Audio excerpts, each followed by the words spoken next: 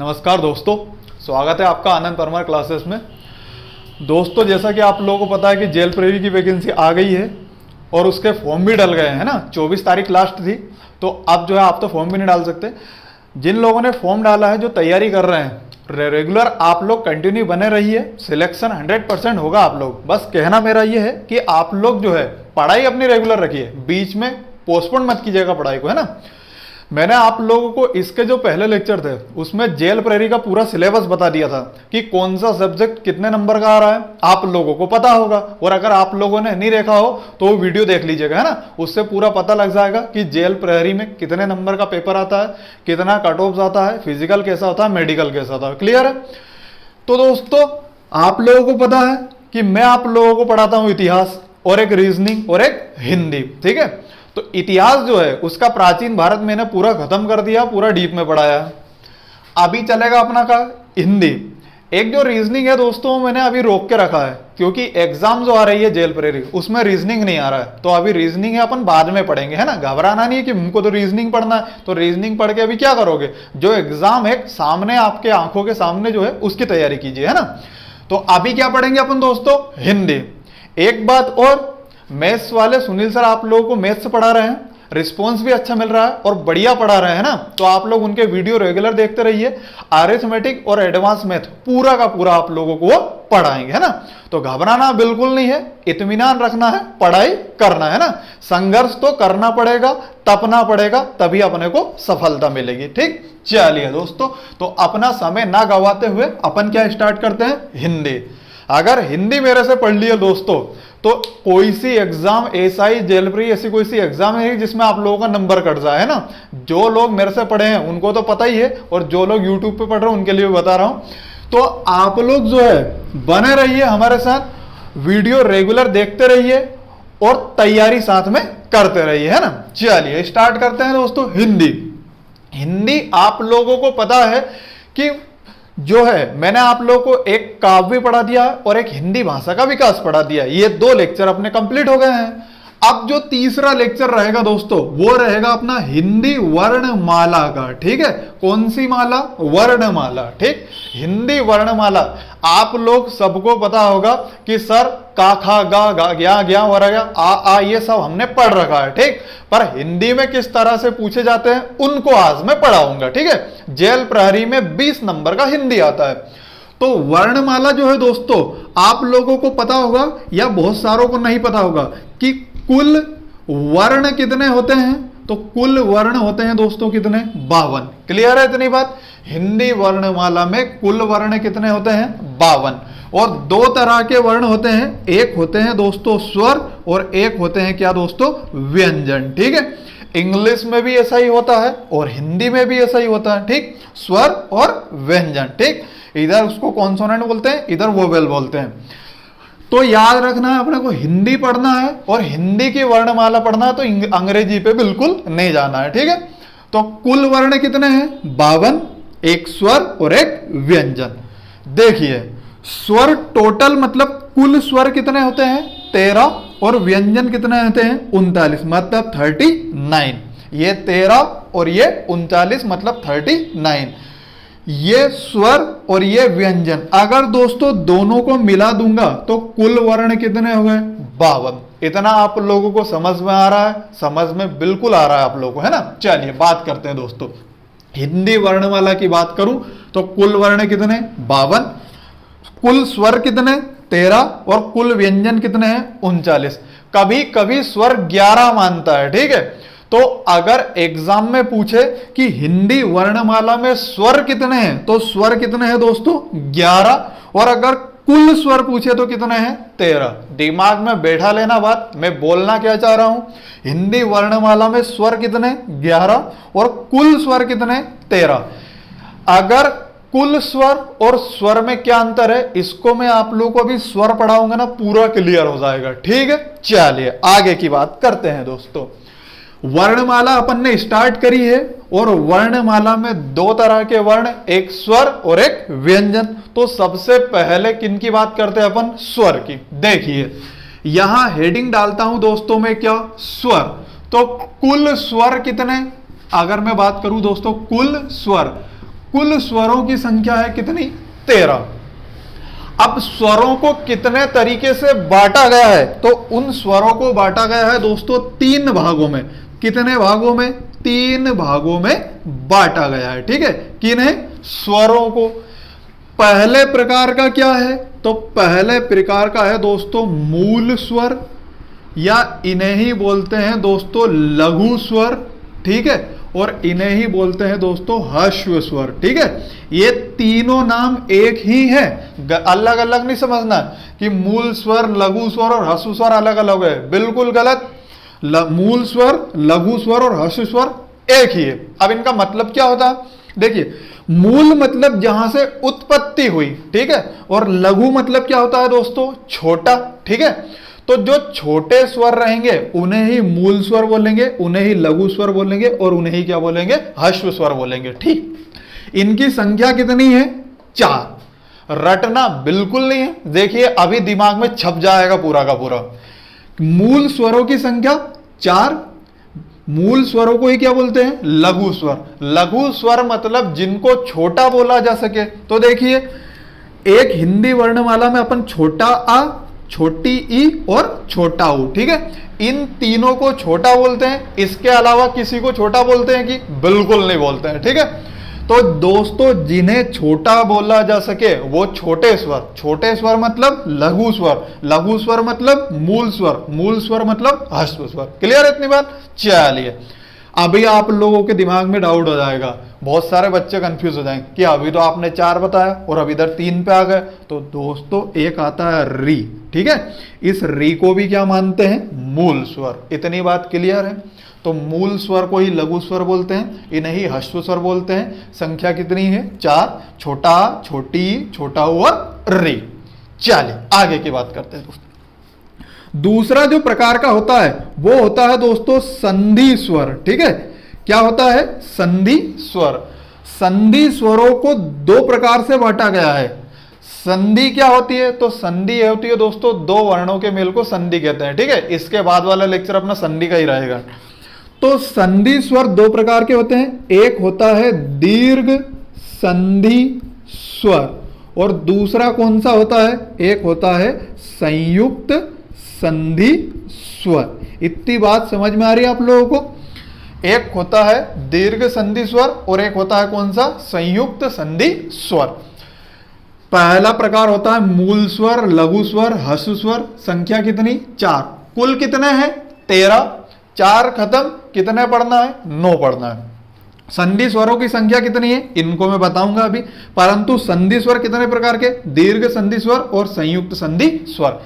दीर्घ संधि स्वर, अब देखिए यहां पे लघु था और यहां पे क्या है? दीर्घ। तो हिंदी वर्णमाला में जिनको छोटा बोला जा सके वो लघु स्वर और जिनको बड़ा बोला सके वो दीर्घ स्वर। ठीक है, तो अपन बोलते हैं बड़ा आ, बड़ी ई और बड़ा ऊ।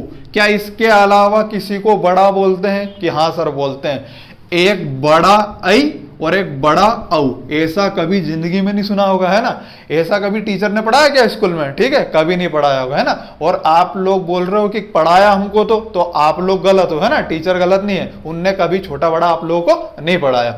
तो कभी भी ए और आई बोलते हैं इन्हें, ऐसा नहीं बोलते छोटी ए और बड़ी ए, गलत बात। ए और आई, ऐसा ही ओ और औ। ठीक है, क्लियर? चलिए आगे की बात करते हैं। संयुक्त संधि स्वरों की संख्या कितनी? तो देखिए, एक तो होता है ए, एक होता है आई, एक होता है ओ और एक औ। ठीक है, आसान भाषा में देखो, ए एड़ी का, ए एनक का, ओ ओखली का, ओ औरत का। ठीक है, बड़ा आम का, ये दोस्तों ईक का, ये ऊन का। ठीक है, तो अपने को ऐसा रटने नहीं, अपन बच्चे नहीं, अपन कंपटीशन की तैयारी कर रहे हैं।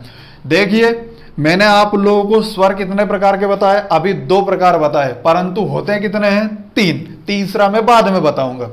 मूल स्वर, लघु स्वर, ह्रस्व स्वर। लघु मतलब छोटा, जो छोटे बोला जा सके वो लघु स्वर। तो छोटा, छोटी, छोटा हो और साथ में क्या लेना है? री। संधि स्वर, संधि स्वरों में 2, दीर्घ और संयुक्त।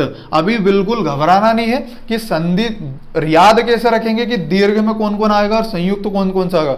फटाफट पूरा याद हो जाएगा, बस आप लोग बने रहिए। ये दीर्घ संधि स्वर में है बड़ा, बड़ी, बड़ाऊ। दीर्घ मतलब बड़ा। संयुक्त संधि स्वर में ए, आई, ओ और औ। याद कैसे रहेगा? देखिए, जिन्हें छोटा बोला सके वो लघु स्वर, हटाओ इसको। जिन्हें बड़ा बोला सके वो दीर्घ स्वर, इसको हटाओ। बाकी जितने बचे वो संयुक्त संधि स्वर। अब आप लोगों को लगेगा कि अम और आहा कहां गया, ठीक है। तो मैंने आप लोगों को शुरू में बताया था कि अगर स्वर की पूछे कि स्वर कितने हैं तो 11, तो 11 यहीं से निकल के आए हैं। वो जो अम और आहा है ना, उनको स्वर में नहीं गिनते हैं, ठीक। क्यों नहीं गिनते हैं अभी आगे बताऊंगा। चलिए आगे की बात करते हैं। इतना समझ में आया? अभी मैं इसको मिटा रहा हूं दोस्तों। मूल स्वर, लघु स्वर और ह्रस्व स्वर, इनकी संख्या कितनी है? 4। इतना याद कर लीजिएगा या इसका स्क्रीनशॉट ले लीजिएगा अलग से, ठीक है। चलिए, और हाँ, नोट्स बना लीजिएगा, क्योंकि ये हिंदी के मेरे पढ़ाए द्वारा नोट्स आप लोगों ने बना लिए तो ये जिंदगी भर आप लोगों का काम आने वाले हैं। इसका मन में डाउट है कि अरे क्या जिंदगी भर जॉब नहीं लगेगी हमारी? तो जब तक जॉब नहीं लगेगी जब तक काम आएगा, ठीक है। चलो, अब दोस्तों आगे की बात करते हैं। मैंने आप लोगों को मूल स्वर बता दिए, संख्या कितनी? 4। तो यहां पे मैं लिख देता हूं कि मूल स्वरों की संख्या 4। मूल या लघु स्वर, इनकी संख्या कितनी है? 4। मैंने दूसरी बात करी आप लोगों को संधि स्वर। और संधि स्वर कितने प्रकार के? इसके 2 टाइप है। एक तो है दीर्घ संधि और साथ में स्वर, और एक है कौन सा दोस्तों? संयुक्त संधि और साथ में क्या है? स्वर, ठीक। चलो आगे की बात करते हैं। दीर्घ संधि स्वर क्या होता है? देखिए, दीर्घ संधि स्वर में मतलब जिनको बड़ा बोला जा सके, तो यहां पे मैं हेडिंग डालता हूं दीर्घ संधि। यहां पे थोड़ा इधर लिख लेते हैं, दीर्घ संधि और साथ में क्या है? स्वर। इधर मैं लिखता हूं संयुक्त संधि और साथ में स्वर, ठीक है। चलिए आगे की बात करते हैं। एक होता है दोस्तों दीर्घ संधि स्वर, एक संयुक्त संधि स्वर। दीर्घ संधि स्वर वो होते हैं जो एक ही प्रकार के वर्णों से मिलकर बने होते हैं। समझ में नहीं आया ना? बिल्कुल नहीं आएगा, है ना। अब आएगा समझ में। देखिए बात करते हैं। दीर्घ संधि स्वरों की संख्या कितनी? 3। बड़ा, बड़ी और बड़ाऊ। एग्जाम में यही पूछ लेता है कि दीर्घ संधि स्वर कितने? तो 3। बड़ा, बड़ी और बड़ाऊ।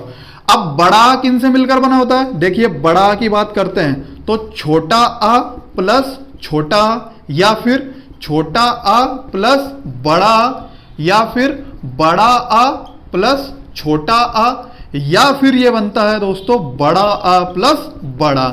इस 4 प्रकार से बनता है क्या? बड़ा आ। इसको मैं अलग से लिख देता हूं। देखिए यहां पे छोटा आ प्लस छोटा, छोटा आ प्लस बड़ा, बड़ा आ प्लस छोटा आ और बड़ा आ प्लस बड़ा। अब देखो, मैंने आप लोगों को संधि दीर्घ संधि स्वर ये बताया था कि जो एक ही प्रकार के स्वरों से मिलकर बने वो दीर्घ संधि स्वर। तो ये देखो, ये छोटे छोटे, ये दोनों भाई भाई, ये छोटा भाई, ये बड़ा भाई, ये बड़ा भाई, ये छोटा भाई, ये दोनों बड़े बड़े भाई, ठीक है। तो ये एक जैसा है कि नहीं? बिल्कुल है। तो जो एक ही प्रकार के स्वरों से मिलकर बने ये वाले सारे वो दीर्घ संधि स्वर। दिमाग में छप गया होगा मेरे हिसाब से, ठीक। चलो बहुत बढ़िया। आगे की बात करते हैं। बड़ी ई पे आते हैं। बड़ी ई बनती है छोटी ई प्लस छोटी, बड़ी ई प्लस छोटी, छोटी ई प्लस बड़ी और बड़ी ई प्लस बड़ी। इससे बनता है क्या? ये बड़ी ई, ठीक है। ये बड़ा, ये बड़ी। अब बात करते हैं बड़ा ऊ। देखिए, छोटा ऊ प्लस छोटा ऊ, छोटा ऊ प्लस बड़ा ऊ, बड़ा ऊ प्लस छोटा ऊ और बड़ा ऊ प्लस बड़ा ऊ। ये एक ही प्रकार के स्वरों से मिलकर बने हैं, उन्हें क्या बोलते हैं? दीर्घ संधि स्वर। यहां लिख देता हूं मैं कि एक ही प्रकार के स्वरों से। इतनी बात समझ में आ रही? और दीर्घ संधि स्वरों की संख्या कितनी है? 3। ये भी दिमाग में फिट कर लेना। संयुक्त संधि स्वर देखते हैं। देखिए, एक तो है ए, एक है आई, एक है ओ और एक क्या है? औ। ऐसा बिल्कुल नहीं बोलना है कि छोटी है, बड़ी है, छोटा हो, बड़ा हो। बिल्कुल गलत बात है, ऐसा कभी नहीं बोलते हैं। एक बोलते हैं ए, आई, ओ और औ। कैसे बनते हैं? ये संयुक्त संधि स्वर की बात करते हैं। ये संयुक्त संधि स्वर जो बनते हैं ये विजातीय प्रकार के, मतलब अलग अलग स्वरों से मिलकर बने होते हैं। अलग अलग स्वर कौन से, देखिए बात करते हैं। ये बड़ी ए जो बनती है दोस्तों, ये बनती है छोटा आ प्लस छोटी, या छोटा आ प्लस बड़ी, बड़ा आ प्लस छोटी, और बड़ा आ प्लस बड़ी। तो संयुक्त संधि स्वर वो होते हैं कि जो अलग अलग प्रकार के स्वरों से मिलकर बने वो संयुक्त संधि स्वर, जो एक ही प्रकार के स्वरों से मिलकर बने वो दीर्घ संधि स्वर। अब मेरे हिसाब से ऐसा कोई स्टूडेंट नहीं होगा जिसको समझ में नहीं आया होगा, है ना। चलिए, आई जो बनती है ये बनता है ए, माफ कीजिएगा, छोटा आ प्लस ए, छोटा आ प्लस आई, बड़ा आ प्लस ए, और बड़ा आ प्लस आई। देखो ये भी सारे अलग अलग प्रकार के स्वर हैं। ओ कैसे बनता है, छोटा आ प्लस छोटा ऊ, छोटा आ प्लस बड़ा ऊ, बड़ा आ प्लस छोटा ऊ, और बड़ा आ प्लस बड़ा ऊ। इससे बनता है ओ। औ कैसे बनता है, छोटा आ प्लस ओ, बड़ा आ प्लस ओ, छोटा आ प्लस औ, और बड़ा आ प्लस औ। चलिए, ये हो गए दोस्तों संयुक्त संधि स्वर। मैंने इनको विच्छेद करके क्यों बताया, क्योंकि ये संधि विच्छेद में काम आएगा। इसके अगला जो चैप्टर आएगा ना संधि, वो इसके बिना पॉसिबल ही नहीं है। अगर ये समझ में नहीं आया तो संधि भूल जाओ, ठीक है। और संधि और वर्णमाला से कम 4 से 5 क्वेश्चन आते हैं हर एग्जाम में, और 4 से 5 क्वेश्चन जो दम रखते हैं एग्जाम में सिलेक्शन करवाने के लिए, है ना। तो रो मर के पढ़ना तो पड़ेगा, तो इसलिए मैं बोल रहा हूं पढ़ते रहिए और बने रहिए, ठीक। चलिए, तो दीर्घ संधि स्वरों की संख्या कितनी, 4। संयुक्त संधि स्वरों की संख्या कितनी, सॉरी माफ कीजिएगा, दीर्घ संधि स्वरों की संख्या कितनी, 3। और संयुक्त संधि स्वरों की संख्या कितनी, 4। जो एक ही प्रकार के स्वरों से मिलकर बने वो दीर्घ संधि स्वर। ये देखिए, जो अलग अलग प्रकार से मिलकर बने वो संयुक्त संधि स्वर। ये तो सबको याद हो गया कि कैसे बनाना है, इसको मैं अभी बता देता हूं, 2 मिनट में पूरा याद हो जाएगा। देखिए, एक होता है लेफ्ट हैंड और एक होता है राइट हैंड। ए को बना के देखते, देखिए ये LHS मैथ्स में पढ़ा होगा पहली दूसरी में, और ये क्या है RHS, ठीक है। तो LHS पे हमेशा छोटा आएगा और बड़ा आएगा। देखिए, छोटा बड़ा, छोटा बड़ा, छोटा बड़ा, बड़ा या छोटा, ठीक। तो हमेशा छोटा आएगा या क्या आएगा, बड़ा। लेफ्ट हैंड की बोल रहा हूं, ठीक है। लेफ्ट हैंड साइड पे हमेशा छोटा या बड़ा। क्लियर इतनी बात। राइट हैंड पे क्या देखना है, देखिए अगर ये बड़ा है, औ है, तो यहां पे ओ और औ आएगा। ये जैसे बड़ी है आई, तो ए और आई आएगा, मतलब इनके जैसे ही आएंगे। याद ये करना है, तो ए अगर आए तो इधर छोटी ही बड़ी आएगी, और इधर ओ आए तो छोटा और बड़ा हुआ आएगा, ठीक। ये भी याद हो जाएगा, माफ कीजिएगा, ये भी याद हो जाएगा और ये भी याद हो जाएगा। परंतु याद क्या करना है, ये दोनों 1-2 बार पढ़ोगे अपने आप याद हो जाएगा। इतने आसान तरीके से और कोई बताएगा भी नहीं, पूरा मैं बेसिक से बता रहा हूं, क्योंकि दोस्तों इसके पढ़ने के बाद मैं आप लोगों को संधि पढ़ाऊंगा, और संधि वेरी वेरी इंपॉर्टेंट है, हिंदी का चैप्टर, इसलिए मैं इस पर ज्यादा फोकस दे रहा हूं, धीरे धीरे पढ़ा रहा हूं। याद रखना, इनको बनाने के लिए लेफ्ट हैंड साइड पे हमेशा छोटा आएगा या क्या आएगा, बड़ा। और इधर जो है आई और औ आ गया, बड़े बड़े आ गए, तो ए आई आएगा, इधर ओ औ आएगा। इधर आपको इतना सा याद करना है। क्लियर इतनी बात। तो लघु स्वर या मूल स्वरों की संख्या कितनी, 4। छोटा, छोटी, छोटा ऊ और रे। कितने होगा ये, 4। प्लस दीर्घ संधि स्वर जो एक ही प्रकार के स्वरों से मिलकर बने, बड़ा, बड़ी और बड़ा ऊ। कितने हो गए दोस्तों, 3। और देखिए, संयुक्त संधि स्वर जो विजातीय प्रकार के या अलग अलग प्रकार के स्वरों से मिलकर बने वो संयुक्त संधि स्वर। संख्या कितनी, 4। 4 और 4 8, 8 और 3 कितने हो गए, 11। ये हो गए स्वर। अगर परीक्षा में पूछे कि हिंदी वर्णमाला में स्वरों की संख्या कितनी, तो ये 11 ही लगाना है, ठीक है। अब कुल स्वर पूछे तो वहां पे कितना लगाना है, 13। वो 2 कहां गायब हुए, अभी उनकी बात करते हैं। चलिए, इतनी बात पल्ले पड़ रही है आप लोगों को, ठीक है, बहुत बढ़िया। आगे की बात करते हैं। देखिए, मैंने आप लोगों को क्या बता दिया, एक तो मैंने आप लोगों को बता दिया दोस्तों लघु स्वर या मूल स्वर। लघु स्वर या मूल स्वरों की संख्या कितनी, 4। दीर्घ संधि स्वरों में एक होता है दोस्तों दीर्घ संधि स्वर और एक कौन सा होता है संयुक्त संधि स्वर। दीर्घ संधि स्वरों की संख्या कितनी 3, संयुक्त संधि स्वरों की संख्या कितनी 4, 4 4 8 और 3 11। तीसरे प्रकार के स्वर कौन से बचे देखिए, ये पहला, ये दूसरा और तीसरा होता है दोस्तों प्लुत स्वर। कौन से स्वर? प्लुत स्वर। प्लुत स्वरों की संख्या कितनी? प्लुत स्वरों की संख्या अपन नहीं बता सकते। देखिए कैसे, मैं बोलूं दोस्तों राम, ठीक, ये बोला मैंने क्या राम, राम बोला तो मैंने डायरेक्ट बोल दिया, पर जैसे मैं बोलूं रा और उसके बाद मां देर में बोलूं तो उसके बीच में आ की ध्वनि आ रही, या कहानी से बता देता हूं। देखिए बात करते हैं दोस्तों, जब सीता जी का अपहरण हुआ था रावण के द्वारा, या सीता मैया का अपहरण हुआ था दोस्तों, जब रावण उनको अपहरण करके ले गया था तो उन्होंने क्या चिल्लाई थी? राम। तो धीरे से तो बोली थी नहीं वो ऐसा कि राम, ठीक है, वो बोली थी तेज कि रा और मां। तो इस रा और मां के बीच में जो ये MP3 रिंगटोन घूम रही है ना, ये वाली, ये सारे के सारे कौन से स्वर है दोस्तों? प्लुत स्वर है।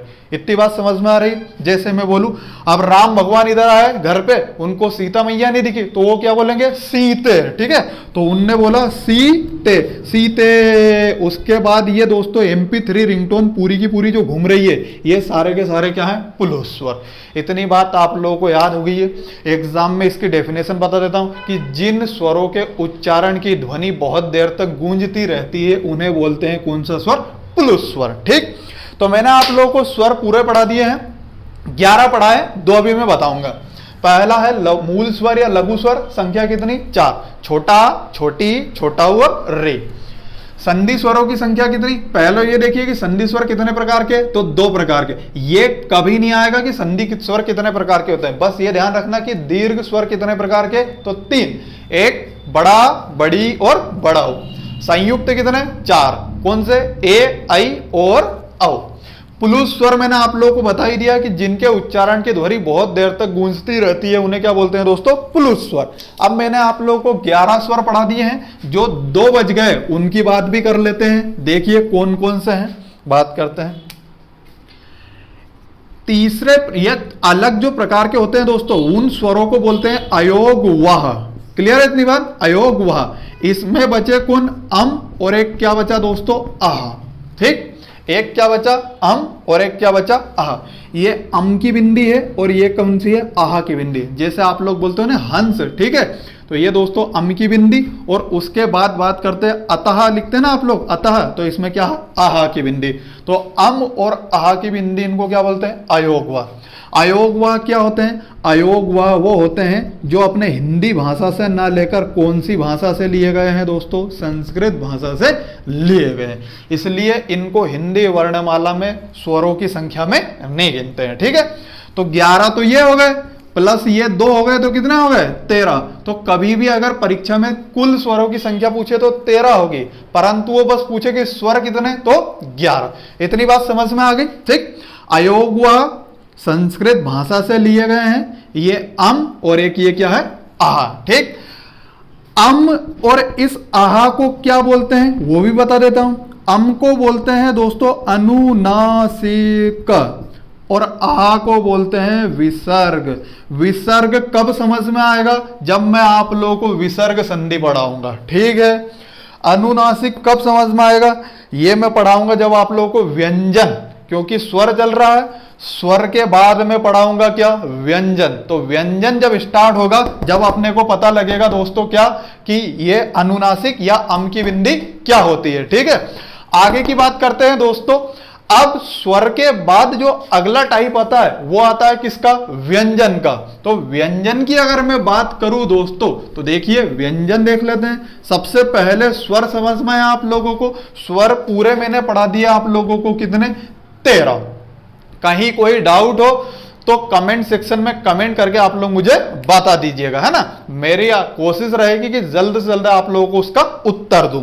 चलिए अब मैं बात करता हूं काय की? व्यंजन की। चलिए व्यंजन की हेडिंग डाल लेते हैं। ये डाला मैंने क्या? व्यंजन। क्लियर है इतनी बात? चल, व्यंजन को कितने भागों में बांटा गया? तो व्यंजन को कितने भागों में बांटा गया दोस्तों? 6 भागों में। 6 भाग कौन कौन से हैं देखिए उनकी बात। डेफिनेशन बिल्कुल नहीं लिखवाऊंगा, मैं बोल दूंगा, आप लोग लिख लेना, क्योंकि टाइम खराब होगा इतना लिखने में। सबसे पहला जो व्यंजन है वो होता है स्पर्श व्यंजन। कौन सा व्यंजन? स्पर्श व्यंजन। स्पर्श व्यंजन क्या होता है? स्पर्श व्यंजन वो होते हैं कि जिन व्यंजनों को बोलने पर जिह्वा, जिह्वा मतलब जीभ, जीभ का कोई ना, जीभ का जो भाग है वो इस तालु के किसी ना किसी भाग पर टकराए या मुंह के किसी ना किसी भाग पर टकराए, उन्हें क्या बोलते हैं? स्पर्श व्यंजन। बिल्कुल डेफिनेशन याद नहीं रखना है, वो एग्जाम में डायरेक्ट पूछता है कि निम्न में से कौन सा स्पर्श व्यंजन है और निम्न में से कौन सा स्पर्श व्यंजन नहीं है। ठीक है, तो स्पर्श व्यंजन वो होते हैं कि जिन व्यंजनों को बोलने पर जीभ का भाग, कोई भाग मुंह के कोई ना कोई भाग से टकराए, उसे बोलते हैं स्पर्श व्यंजन। स्पर्श व्यंजनों की संख्या कितनी? 25। वेरी वेरी इंपॉर्टेंट, 50 60 स्टार लगा लेना है ना, कि स्पर्श व्यंजनों की संख्या कितनी? माफ कीजिएगा, 25। ठीक, कौन कौन से? देखिए, पहला होता है का वर्ग, दूसरा होता है चा वर्ग, तीसरा होता है टा वर्ग, चौथा होता है ता वर्ग और पांचवा होता है पा वर्ग। ये स्पर्श व्यंजन हो गए। अब क्या रे, फिर हमको डाउट में लिख दिया कि 1 2 3 4 5 ही तो हुए, आपने तो 25 लिख दिए। तो बेटा एक ही वर्ग में 5 होते हैं, इधर भी 5, इधर भी 5, इधर भी 5, इधर भी 5 और इधर भी 5। अब फिर किसी को डाउट होगा कि अरे 5 कहाँ आ गए, जरा बताओ। तो देखिए, देख लेते हैं। का वर्ग में का कबूतर का, खा खरगोश का, गा गमले का, घा घड़ी का और ये अणा। इतने होते हैं कि नहीं? अब दिमाग की बत्ती जली। चा छा जा इसमें होता है, टा ठा डा इसमें होता है, पा ता था दा इसमें होता है, पा फा बा इसमें होता है। अब तुम लोगों को लगेगा बाकी कहाँ व्यंजन गए? माँ मछली के बाद या रा ला वा, तो उनको भी अपने को पढ़ना है, नहीं डरना बिल्कुल नहीं है। तो ये याद रखो पहले तो कि स्पर्श व्यंजनों की संख्या कितनी? 25। का वर्ग, चा वर्ग, टा वर्ग, ता वर्ग और पा वर्ग। इनको शॉर्ट फॉर्म में क्या बोलते हैं? देखो इसको बता दो, का चा टा ता पा वर्ग। ठीक है, का चा टा ता पा वर्ग बोलते हैं इनको। तो स्पर्श व्यंजनों की संख्या कितनी? 5। हर वर्ग में कितने? 5 5 व्यंजन, तो 5 गुणा 5 बराबर 25। का चा टा ता पा। ठीक, चलिए दूसरे प्रकार के जो व्यंजन होते हैं वो होते हैं दोस्तों अनुनासिक व्यंजन।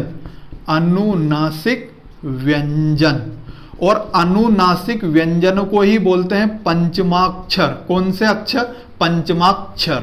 इस पंचमाक्षर में कौन सी संधि है? तो दीर्घ स्वर संधि है। इसको मैं आप लोगों को पढ़ाऊंगा कहां? संधि में। क्लियर हो जाएगा पूरा। जैसे मैं हिंदी पे संधि पढ़ाऊंगा आप लोगों को पूरा क्लियर बता, आप लोग खुद बता दोगे कि इसमें कौन सी संधि है, कैसे बनेगा। चलिए देखिए इस माँ में बड़ा की मात्रा आई और बड़ा जो है दीर्घ संधि स्वर है, तो वो बनता है छोटा प्लस छोटा, मतलब एक ही प्रकार के स्वरों से। ठीक है, तो यहां दीर्घ हो जाएगा। दीर्घ स्वर मतलब दीर्घ संधि स्वर, और उन्हीं से ही बनती है दीर्घ संधि, उसको आगे पढ़ाया जाएगा। अनुनासिक व्यंजन या पंचमाक्षर। अनुनासिक व्यंजन ये होते हैं कि जिनका उच्चारण नाक से होता है, उनको बोलते हैं अनुनासिक व्यंजन। इन्हीं को पंचमाक्षर क्यों बोलते हैं? क्योंकि हर स्पर्श व्यंजन का, मैं बात पे ध्यान देना मैं क्या बोल रहा हूं, हर स्पर्श व्यंजन का 5वां वर्ण क्या कहलाता है? पंचमाक्षर। कौन कौन से थे? देखिए, का वर्ग का कौन सा होता है दोस्तों? ये। चा वर्ग का ये। इस टा वर्ग का कौन सा होता है? ये वाला। इस ता वर्ग का ये ना, और पा वर्ग का ये वाला होता है। तो ये पांचों के पांचों का उच्चारण होता है नाक से, इसलिए इन्हें कौन सा व्यंजन बोलते हैं? अनुनासिक व्यंजन, या इन्हें ही बोलते हैं पंचमाक्षर। और पंचमाक्षर मतलब पंचम अक्षर, मतलब हर वर्ग का 5वां अक्षर क्या होता है? पंचमाक्षर। इतनी बात पल्ले पड़ रही। अब देखिए बात करते हैं आगे की। तीसरा जो प्रकार होता है दोस्तों वो होता है अंतः स्थः व्यंजन। अंतः स्थः व्यंजन। अंतः मतलब अंदर, स्थः मतलब स्थित, कि ये अंदर स्थित रहते हैं क्या मुंह में पहले से ही? तो बिल्कुल गलत बात। इनको ये बोलते हैं कि जिन व्यंजनों को बोलने पर बहुत कम वायु की आवश्यकता हो, या फिर इनको बोलने पर मुंह संकुचित हो जाता है, मतलब सिकुड़ जाता है, वो कौन से? अंतः स्थः व्यंजन। इनमें कौन कौन से थे? य, र, ल और वा। देखिए इनको बोलने में कुछ वायु की जरूरत पड़ रही क्या? ऐसा लग रहा कि मुंह के मुंह में ही बोल दी। देखो य, र, ल, व। ठीक, तो ये सारे के सारे कौन से? अंतःस्थ व्यंजन। अंतःस्थ व्यंजनों की संख्या कितनी? 4। चलिए आगे बात करते हैं। आगे आता है ऊष्म या संघर्षी व्यंजन। एक होता है ऊष्म या संघर्षी व्यंजन।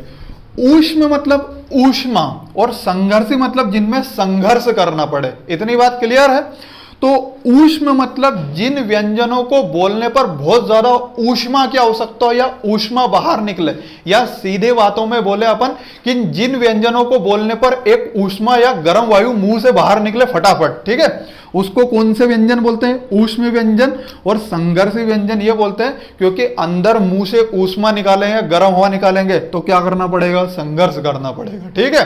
तो इसलिए इन्हीं को बोलते हैं इस संघर्षी व्यंजन या ऊष्म व्यंजन। इनकी संख्या कितनी है? 4। देखिए कौन कौन से है। एक शा, शा, शा और हा। देखो इनमें ज्यादा वायु की आवश्यकता नहीं है। शा, शा, शा और हा। अब कोई नालायक होगा कि ये बताओ पढ़ के इसको कैसे बोलते हैं, तो इनको सा सा ही बोलते हैं नहीं, और कुछ नाम नहीं होगा कि इनका इसका तीनों का नाम अलग अलग बताओ, तो बिल्कुल नहीं होगा, ठीक है। इसको भी शाह बोलेंगे, इसको भी शाह बोलेंगे, इसको भी शाह बोलेंगे। क्लियर है इतनी बात? और इसको बोलते हैं हा, ठीक है। तो इनमें सारे के सारे जितने 4 व्यंजन है इनमें ज्यादा वायु की आवश्यकता हो रही, इसलिए उसमें संघर्षी व्यंजन। 5वां देखते हैं। देखिए 5वां वेरी वेरी इंपॉर्टेंट, यह है संयुक्त व्यंजन। कौन से व्यंजन? संयुक्त व्यंजन। संयुक्त मतलब 2 या 2 से अधिक से बने हुए। संयुक्त व्यंजन ये होते हैं दोस्तों जो 2 या 2 प्रकार के स्वरों से मिलकर बने होते हैं। माफ कीजिएगा, 2 या 2 से अधिक प्रकार के स्वरों से मिलकर बने होते हैं। इतनी बात समझ में आ रही? कम समझ में? अभी देखो भयंकर समझ में आएगी। देखिए बात करते हैं। पहले तो इनकी संख्या देखिए कितने हैं दोस्तों? 4। कौन कौन से? एक है छ, एक है त्र, और एक है ज्ञा, और एक क्या है दोस्तों? स्रा। क्लियर इतनी बात? संयुक्त व्यंजनों की संख्या भी कितनी? 4। अगर परीक्षा में कभी भूल जाओ कि व्यंजन पूछा, संयुक्त व्यंजन पूछा, उसमें अंतःस्थ पूछा और घबरा जाओ कि हमको तो पता नहीं, भूल गए, सर ने क्या पढ़ाया था, तो दिमाग में नाम लेके दोस्तों बात करना है, कुछ नहीं लगाना है, क्या लगा देना है? 4, ठीक है। इधर भी 4, इधर भी 4, इधर भी 4। और संयुक्त स्वर भी कितने थे? 4 ही, ए, आई और औ। तो कभी भूल जाओ तो घबराना बिल्कुल नहीं है, तुक्का लगाना तो डायरेक्ट कितना लगा देना? 4। परंतु मेरे द्वारा पढ़ाने के बाद आप लोगों को तुक्का लगाने की जरूरत ही नहीं पड़ेगी, ठीक। चलिए अब मैं बात करता हूं दोस्तों छ, त्र, ज्ञा और स्रा। यह संयुक्त व्यंजन है, और संयुक्त व्यंजन जो है यह 2 या 2 से अधिक प्रकार के व्यंजनों से मिलकर बने होते हैं। तो इनकी बात करते हैं। देखिए बात करते हैं आगे। छ किससे बनता है दोस्तों? का प्लस सा से। त्रा किससे बनता है? ता प्लस रा से। ज्ञा किससे मिलता बनता है? जा प्लस या से। और स्रा किससे बनकर मिलता बनता है दोस्तों? शा प्लस रा से। ये याद रखना कि हलंत इधर लगेगा, इधर बत्ती मत दे देना, गलत हो जाएगा है। एसआई में क्वेश्चन आ भी गया है कि ये छा किन व्यंजनों से मिलकर बना होता है, तो ये का प्लस शा से मिलकर बना होता है, ठीक है। और हलंत किस पे लगेगा दोस्तों? का पे लगेगा। एग्जाम में घुमाने के लिए वो देता था का प्लस सा, ऐसा देता है का प्लस शा, कभी देता है का प्लस सा। तो सही कौन सा? ये वाला। का कबूतर पे, इधर था तराजू पे, जा जहाज पे, उधर शा षटकोण पे, ठीक है। तो सा सलजम पे, इन पे लगेगा दोस्तों क्या लगेगा? हलंत। मतलब जो पहले वाला व्यंजन है उस पे क्या लगेगा? हलंत। कभी भी दूसरे वाले पे बिल्कुल नहीं लगेगा। और एसआई 2017 के पेपर में ये पूछ भी चुका है कि शा किससे, ये छा किससे मिलकर बना होता है, ठीक। तो पहले वाले व्यंजन पे अपने को हलंत लगाना है। छठा जो होता है दोस्तों उसको बोलते हैं उत्क्षिप्त व्यंजन। उत्क्षिप्त व्यंजन या इन्हें ही बोलते हैं द्विगुण व्यंजन। उत्क्षिप्त व्यंजन या कौन से व्यंजन? द्विगुण व्यंजन। द्वि मतलब 2 और गुण मतलब गुण, मतलब जिनके पास 2-2 गुण हो वो कौन से? द्विगुण। उत्क्षिप्त व्यंजन क्यों बोलते हैं? उत्क्षिप्त व्यंजन वो होते हैं कि जिन्हें बोलने पर जीभ जो है उसका भाग उल्टा हो जाता है, ठीक है। उल्टी नहीं करना है, क्या करना है कि जिन्हें बोलने पर जीभ का भाग क्या हो जाता है? उल्टा हो जाता है, उन्हें उत्क्षिप्त व्यंजन बोलते हैं। और इन्हें द्विगुण बोलते हैं। द्विगुण इसलिए बोलते हैं क्योंकि इनमें कितने गुण होते हैं? 2 गुण होते हैं। कौन कौन से? देखिए बात करते हैं। एक तो ये होता है और एक ये, ढ़ा और ढा, ठीक है। अब तुम लोगों को लगा रहे सर क्या मजाक कर रहे हो, ये वाला तो अभी हाल पढ़ाया आपने पंचमाक्षर में, तो पंचाक्षर में जो बेटा मैंने पढ़ाया ना वो पढ़ाया ये वाला। देखिए ये वाला बिंदु इधर है, ये वाली मैंने इधर दोनों तरफ लगाई है, ध्यान देना, इधर दोनों तरफ है, इधर एक तरफ है। ये अनुनासिक या पंचमाक्षर है अगर एक बिंदी है, और दो बिंदी है तो कौन सा है, द्विगुण या उत्क्षिप्त व्यंजन। आपकी अरे आप ढा ढक्कन पढ़ा रहे हो है ना, तो ढा ढक्कन ऐसा होता है, पर अगर मैं ढा ढक्कन के नीचे बिंदी लगा दूंगा तो वो आ जाएगा ढ़ा। तो इनको क्या बोलते हैं, द्विगुण या उत्क्षिप्त व्यंजन। तो दोस्तों ये सारे के सारे जो हो गए, ये अपने टोटल कितने व्यंजन हो गए, 39, 39 व्यंजन मैंने सारे के सारे आप लोगों को पढ़ा दिए। एक बार और रिवाइज कर देते हैं। स्पर्श व्यंजन क्या होते हैं कि जिन्हें बोलने पर जीभ का भाग मुंह के कोई ना कोई भाग पर स्पर्श करता है, स्पर्श व्यंजन। संख्या कितनी, 5, माफ कीजिएगा 25। का चा टा ता पा वर्ग, हर वर्ग से 5-5 वर्ण निकल कर। फिर है अनुनासिक या पंचमाक्षर। अनुनासिक मतलब जिन्हें बोलने पर या जिन्हें बोलने पर नाक से हवा निकले या नाक बंद करके अगर उसको बोलेंगे तो एक अलग ही ध्वनि उत्पन्न होगी। पंचमाक्षर ये बोलते हैं कि हर वर्ग का 5वां अक्षर पंचमाक्षर। ये 5 हो गए। अंतःस्थ व्यंजन कितने, 4, जिन्हें बोलने पर मुंह संकुचित हो जाता है, बहुत कम वायु की आवश्यकता होती है, सिकुड़ जाता है। ऊष्मा या संघर्षी व्यंजन, जिनमें ज्यादा ऊष्मा या वायु की आवश्यकता हो। संयुक्त व्यंजन तो 2 या 2 से अधिक प्रकार के व्यंजनों से मिलकर बने। द्विगुण या उत्क्षिप्त व्यंजन, जिनमें 2 गुण हो, जिन्हें बोलने पर जीभ क्या हो जाती है, उल्टी। ये सारे के सारे क्या होते हैं, व्यंजन कितने, 39 या 39। ये पूरे के पूरे 39 व्यंजन हो गए दोस्तों। एक बार और गिनवा भी देता हूं, देखिए 25 के बाद ये तो इसी में आ जाएगा क्योंकि पंचमाक्षर इसमें अपन ने ले लिए। 25 के बाद 26, 27, 28, 29, 30, 31, 32, 33, 34, 35, 36, 37, 38 और 39। ये पूरे के पूरे मैंने व्यंजन भी पढ़ा दिया आप लोगों को। मैंने आप लोगों को पूरे के पूरे क्या पढ़ा दिए दोस्तों, स्वर भी पढ़ा दिए। ठीक, आगे की बात करते हैं दोस्तों। तो इसका आप लोग स्क्रीनशॉट ले लीजिएगा, है ना। ये देखो इसका स्क्रीनशॉट ले लेना, बहुत काम की चीज है, काम आने वाला है ना। कुछ स्टूडेंट रहता है जो बहुत आलसी रहता है कि हमको लिखने में बहुत दिक्कत आती है, तो थोड़ा स्क्रीनशॉट ले लेना, तो कभी अगर भविष्य में पढ़ोगे तो याद रह जाएगा, है ना। चलिए बात करते हैं। तो 39 तो क्या होगा, आपने व्यंजन पढ़ा दिए मैंने, और 13 क्या पढ़ा दिए, स्वर। टोटल कितने हो गए, 52। ये वर्णमाला खत्म।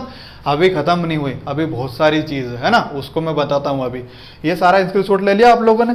देखो दोस्तों, यहां से बहुत सारे क्वेश्चन पूछते हैं। वो पूछ देगा कि संयुक्त व्यंजनों में त्रा किस किस से मिलकर बना होता है, ज्ञा किस किस से मिलकर बना होता है, ऊष्मा और संघर्षी व्यंजन किन्हें कहते हैं, निम्न में से कौन सा ऊष्मा और संघर्षी व्यंजन है या नहीं है, कौन सा अंतःस्थ व्यंजन है, कौन सा अनुनासिक का पंचमाक्षर है, कौन सा स्पर्श व्यंजन। बस ऐसे सिंपल सिंपल क्वेश्चन आते हैं एग्जाम में, और इन्हीं को अपने को सोल्व करना है। इतना समझ में आया, समझ में भी आना चाहिए। अगर नहीं समझ में आना है तो बहुत बड़ी गलती कर रहे हो, क्योंकि इतना अच्छे से समझा रहे हो तो समझ में आना चाहिए। चलिए आगे की बात करते हैं दोस्तों।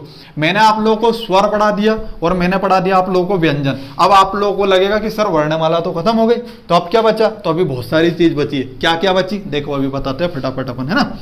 देखिए 2 चीज रखो, वायु और एक है कंपन, है ना। अब इनसे क्या मतलब, वायु का पर्यायवाची है दोस्तों प्राण। ठीक, वायु का पर्यायवाची शब्द क्या है, प्राण। क्या जरूरत पड़ेगी अभी बताता हूं।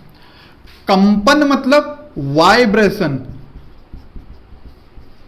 आप लोगों के मोबाइल में वाइब्रेशन मोड होगा, मतलब वाइब्रेट कर देते हैं ना तो वो कंपन करता है ना, हिलने लगता है मोबाइल। अगर जैसे टेबल पे मोबाइल रखा है और मोबाइल में फोन आया तो वो नीचे टेबल पे से नीचे गिर जाएगा। काय के कारण, वाइब्रेशन के कारण। ये तो इंग्लिश में, अपन तो हिंदी पढ़ रहे हैं, ठीक है। इंग्लिश से ज्यादा हाथ भी नहीं लगाना अपने को। तो अपन को क्या पढ़ना है दोस्तों, कंपन। कंपन मतलब जो वाइब्रेट करेगा धीरे धीरे। वायु मतलब प्राण। तो एक अपने को वायु की जरूरत पड़ेगी और एक किसकी पड़ेगी, कंपन की। तो याद रखना, मैं अगर प्राण बोलूं तो वहां पे क्या समझना है, वायु। कंपन बोलूं तो क्या समझना है, वाइब्रेशन। दिमाग में बैठा लेना, ठीक। एक प्राण होता है और एक क्या होता है, कंपन। प्राण मतलब वायु और कंपन को क्या बोलते हैं, वाइब्रेशन। क्या होता है इनका यूज क्या है, देखिए इसको बता देता हूं। एक होता है दोस्तों अल्प प्राण, एक होता है महाप्राण, एक होता है अघोष, और एक क्या होता है, सघोष। एक बात ध्यान रखना कि जिसके आगे छोटा आ जाए उसका मतलब होता है ना, हर वो शब्द जिसके आगे ना आ जाए उसका मतलब क्या होता है दोस्त? छोटा। अगर हर वो शब्द जिसके आगे छोटा आ जाए उसका मतलब क्या होता है? ना। हमेशा ये होता है, ठीक है, ना प्लस घोष। और अगर ये सात सरोते वाला मैं छोटा आ के बोल रहा हूं, है ना, बड़ा आ के नहीं बोल रहा हूं, छोटा आ जाए तो उसका मतलब क्या होता है? ना। अगर किसी के आगे सात सरोते वाला आ जाए जिस पे मात्रा नहीं हो तो उसका मतलब होता है हाँ, मतलब साथ में, और इसका मतलब बिल्कुल साथ में नहीं है, ठीक। अल्प मतलब थोड़ा, महा मतलब बहुत, आप लोगों ने सुना महान, ठीक, वही है। प्राण मतलब वायु, प्राण मतलब वायु। घोष मतलब कंपन, घोष मतलब कंपन। अब तो फटाफट याद हो गया होगा ना, इससे आसान तरीका हो ही नहीं सकता समझाने के लिए। प्राण मतलब वायु और घोष मतलब कंपन, ठीक। घोष करेगा, आप लोगों ने सुना होगा सरस्वती स्कूल में घोष निकालते हैं 26 जनवरी पे, वही है, कंपन होता है, ठीक। अल्प मतलब थोड़ा और प्राण मतलब जहां थोड़ी वायु की आवश्यकता हो वो अल्प प्राण, जहां बहुत ज्यादा वायु की आवश्यकता हो वो महाप्राण, जहां घोष मतलब कंपन ना हो अघोष, और जहां घोष मतलब कंपन हो वो सघोष। मतलब दोस्तों जिन्हें बोलने पर ज्यादा वायु की आवश्यकता हो महाप्राण, कम वायु की आवश्यकता तो अल्प प्राण। अगर घोष मतलब कंपन नहीं होगा तो अघोष, और अगर घोष मतलब कंपन होगा तो सघोष। बस रटना बिल्कुल नहीं है, अभी समझ में आ जाएगा। देखिए अल्प, ये अघोष में अपने को याद रखना है 2, और अपने को यहां पे 12 के पहाड़े की जरूरत पड़ रहेगी, है ना। 12 का पहाड़ा इसके लिए अपने को सीखना पड़ेगा। चलिए बात करते हैं दोस्तों, क्या है ये, क्या है 12, और 12 में 2 का गुणा कर देंगे तो कितना आ जाएगा? 24। बस इतना ही मेष से याद रखना अपने को इसमें, ठीक है। 12 दूनी 24। अब क्यों याद रखा इसको समझाते हैं।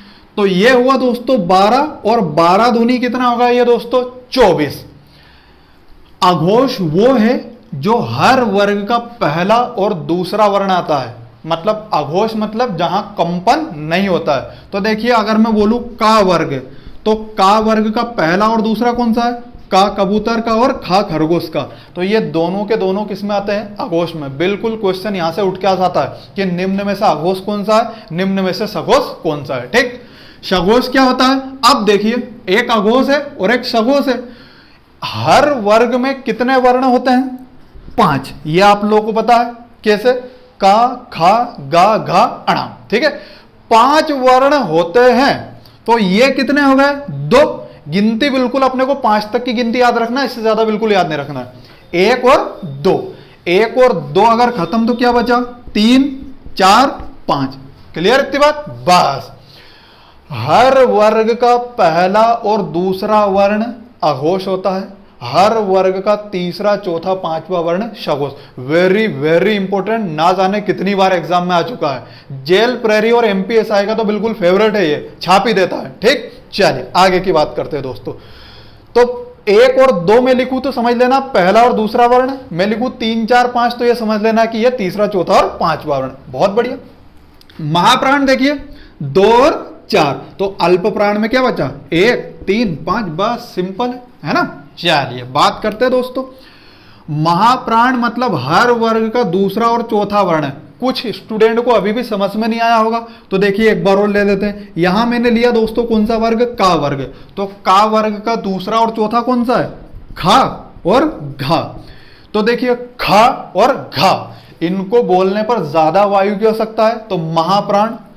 1, 3, 5 मतलब का, गा और ये ना, ठीक है। ये तीनों के तीनों क्या है दोस्तों? अल्प प्राण। ये पूरे के पूरे कौन से व्यंजन हो गए? ये पूरे के पूरे व्यंजन हो गए 25, और इसमें कौन से व्यंजन आते हैं? ये सारे के सारे मैंने आप लोगों को कौन से बताया? स्पर्श व्यंजन। क्योंकि स्पर्श व्यंजन में ही गिनती कहां तक जाती है? 5। अभी भी बोल रहा हूं 5 तक की गिनती जरूरत पड़ेगी, याद रखना 5 की गिनती याद रखना अपने को, ठीक है। अघोष मतलब 12, सघोष मतलब 3, 4, 5। मैंने ऐसा क्यों लिखा? ये इसलिए लिखा, इसको बता देते हैं इसका मेन रीजन। ये लिखना ऐसा ही है, अल्प प्राण, महाप्राण, अघोष, सघोष, तभी ये होगा। नहीं तो इधर बत्ती मत दे देना कि अल्प प्राण महाप्राण यहां लिखूंगा और सर मेरा मन है सघोष इधर लिखना है और अघोष इधर, तो भैया क्यों लिखेगा? जब मैं बोल रहा हूं कि ऐसा लिखना है तो ऐसे लिखना है, ठीक है। क्लियर है इतनी बात? तो अल्प प्राण, ये महाप्राण, ये अघोष और ये सघोष, ठीक। ये 12 लिख देना है, 12 दूनी 24। बस दोस्तों इन दोनों को याद रखना है। यहां से 1 2 गए तो 3 4 5 बचे, यहां से 2 4 गए तो 1 3 5 बचे। यही होता है सघोष, अघोष, अल्प प्राण और महाप्राण। अब मैंने आप लोगों को स्पर्श व्यंजन बताया ये कितने, 25, परंतु बाकी के व्यंजन बच गए, उनको भी बताना पड़ेगा। देखिए उनकी बात करते हैं दोस्तों, वो कौन कौन से हैं। देखिए अल्प प्राण होता है और एक क्या होता है, महाप्राण। अल्प प्राण में देखिए बात करते हैं दोस्तों, महाप्राण की अगर मैं बात करूं तो महा मतलब बहुत, प्राण मतलब वायु। तो जिन्हें बोलने पर बहुत ज्यादा वायु की आवश्यकता हो वो होते हैं कौन से, महाप्राण। मैंने आप लोगों को थोड़ा सा दिमाग की बत्ती जली हो तो मैंने आप लोगों को बता रहे ऊष्म या संघर्षी व्यंजन, कि जिन्हें बोलने पर बहुत ज्यादा वायु की आवश्यकता हो, भयंकर वायु की आवश्यकता हो, है ना, उन्हें बोलते हैं ऊष्म या संघर्षी व्यंजन। और इन्हें ही दोस्तों बोलते हैं महाप्राण, मतलब ज्यादा वायु की आवश्यकता हो तो इन्हें यहां आएगा शा, शा, शा और हा। ठीक है, हा ऐसे नहीं बोला, हा बोलना, हा। ठीक है, शा, शा, शा और हा। ये महाप्राण में क्यों लिए, क्योंकि ज्यादा वायु की आवश्यकता हो रही है, इसलिए महाप्राण में है। ठीक है, परंतु अगर घोष की बात करूं तो इनमें वायु की आवश्यकता हो रही है, पर घोष हुआ क्या, बिल्कुल नहीं हुआ। तो इनको बोलते हैं दोस्तों अघोष, शा, शा, शा और हा, इनको बोलते हैं अघोष। इतनी बात पल्ले पड़ रही। महाप्राण में शा, शा, शा, हा, अघोष में शा, शा, शा, हा।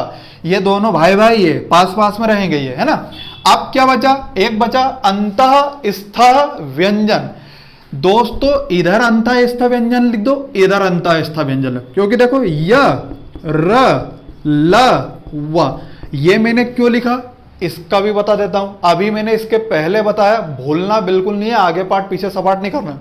अल्प प्राण मतलब बहुत कम वायु से सकता हो, और मैंने इसके पहला भी व्यंजन पढ़ा आप लोगों को, अंतः स्थ व्यंजन, मतलब जिन्हें बोलने पर मुंह संकुचित हो जाता है, मुंह सिकुड़ जाता है, थोड़ी सी वायु की आवश्यकता हो, उन्हें बोलते हैं अंतः स्थ व्यंजन। तो देखो थोड़ी सी वायु, माफ कीजिएगा, थोड़ी सी वायु की आवश्यकता कहाँ है, अल्प प्राण में, बस इनको अल्प प्राण में पटक दिया अपन ने। ठीक है, इधर देखो सघोष में य, र, ल, व, मुंह में तो बोल रहे पर ऐसा लग रहा थोड़ा थोड़ा कंपन हो रहा है, तो इनको रखते हैं दोस्तों सघोष में, य, र, ल, व, जैसा बोला र। ठीक है, तो इसमें सघोष हो रहा है। ये सारे के सारे व्यंजन हो गए दोस्तों कौन से, सघोष और अघोष।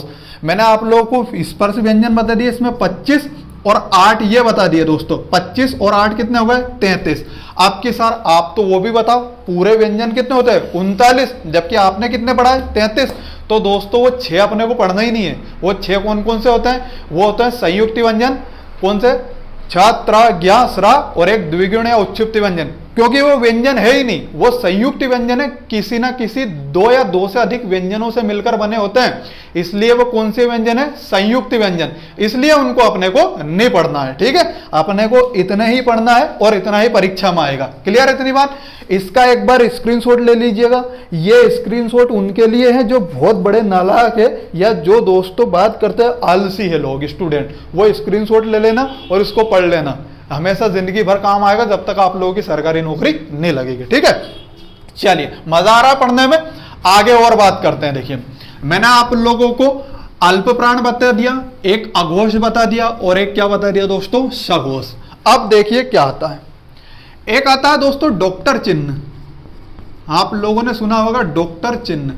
अब मन में आएगा कि अरे ये तो कभी पढ़ा ही नहीं डॉक्टर चिन्ह। ठीक है, तो मैंने नहीं पढ़ा है ना इसके पहले, इसलिए नहीं पढ़ा, अब पढ़ोगे। देखिए बात करते हैं डॉक्टर चिन्ह, मतलब दोस्तों ये जैसे ये बिंदु, ये आधा चांद जहां पे भी दिख, ऐसा मत कर देना चंद्र बिंदु हो जाएगा। ठीक है, अपने को ऐसे लेना, ये आधा चांद दिख जाए दोस्तों, वो सारे के सारे डॉक्टर चिन्ह। ठीक है, जिन शब्दों पे ऐसा आधा चांद दिख जाए वो डॉक्टर चिन्ह।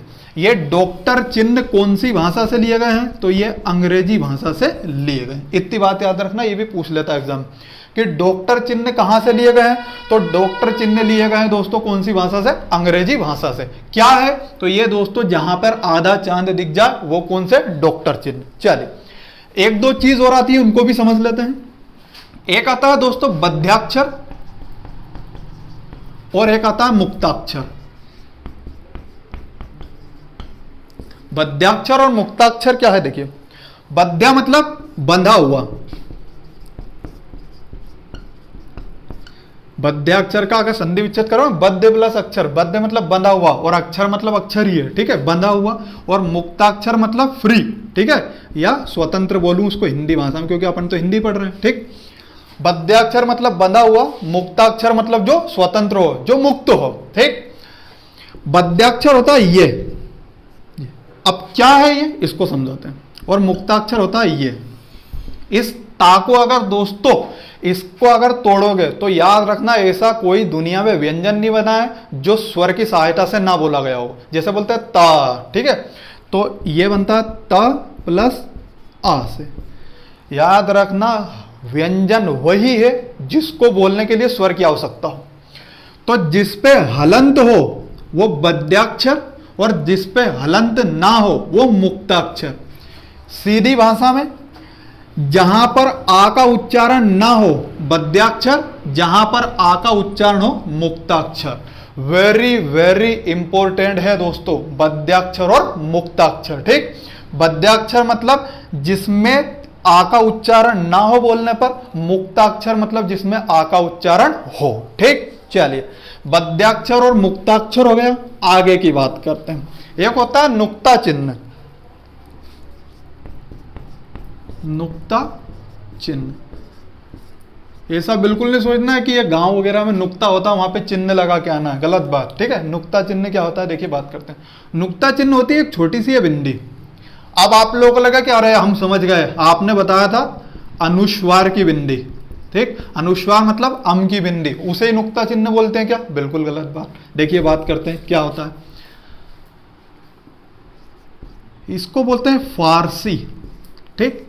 इस फारसी में जो नीचे बिंदी आती है ना किसी भी वर्ण के नीचे, इसे ही कौन सा चिन्ह बोलते हैं दोस्तों? नुक्ता चिन्ह, ठीक है। किसी भी वर्ण के नीचे अगर नीचे वाली बिंदी, या माफ कीजिए, किसी भी वर्ण के नीचे अगर कोई सी बिंदी आए, ऊपर नहीं, ऊपर आएगी जैसे इसके ऊपर में बिंदी लगा देता तो वो अनुस्वार की बिंदी हो जाती, परंतु ये क्या है दोस्तों? नुक्ता चिन्ह है। इतनी बात क्लियर है, समझ में आ रहा है? तो ये कौन सा है दोस्तों? नुक्ता चिन्ह। दोस्तों इस वर्णमाला को यहां पे आके अपन बोलते हैं बाय बाय। क्यों बोलते हैं? क्योंकि ये वर्णमाला पूरी अपनी खत्म हो गई है। और मेरे हिसाब से आप लोगों को इतना अच्छे से समझ में आएगा कि भयंकर तरीके से समझ में आया होगा ना। इसके बाद आप लोग क्वेश्चन लगाइए, जो भी एग्जाम में है, दुनिया की किसी भी परीक्षा में आए वो क्वेश्चन लगाइए, और अगर नहीं बने, पहली बात तो मेरी गारंटी कि 100% नहीं बनेगा, माफ कीजिए बनेगा, और अगर नहीं बने तो मेरे कमेंट कीजिए, मेरे को फोन लगाइए, 100% बनेगा, है ना। क्योंकि इतना अच्छा वर्णमाला कोई ना आज तक पढ़ा होगा आप लोगों से, ना कोई पढ़ा पाएगा ना। तो पूरी मेरी मेहनत मैंने झोंक दी है इसमें, तो आप लोग मेहनत कीजिए, अच्छे से पढ़िए और आप लोग सफल होइए। अगर वीडियो अच्छा लगे तो लाइक, सब्सक्राइब और दोस्तों के साथ शेयर कीजिए। और जो हमारे दूसरे टीचर पढ़ा रहे हैं मैथ्स के सुनील सर, मोलिटी दीपक सर पढ़ाएं, तो उनका थोड़ा लाइक सब्सक्राइब किया करो, थोड़ा मोटिवेशन उनको भी मिल सके, है ना। क्योंकि सारे के सारे जो टीचर है वो अनुभवी टीचर है, बहुत अच्छा पढ़ाते हैं, ठीक। तो आप लोग लाइक सब्सक्राइब कीजिए, उससे हमारा जो है उत्साह बढ़ेगा, हमारा मनोबल बढ़ेगा, ताकि हम आपके लिए और अच्छे अच्छे वीडियो लेकर आए। Thank you.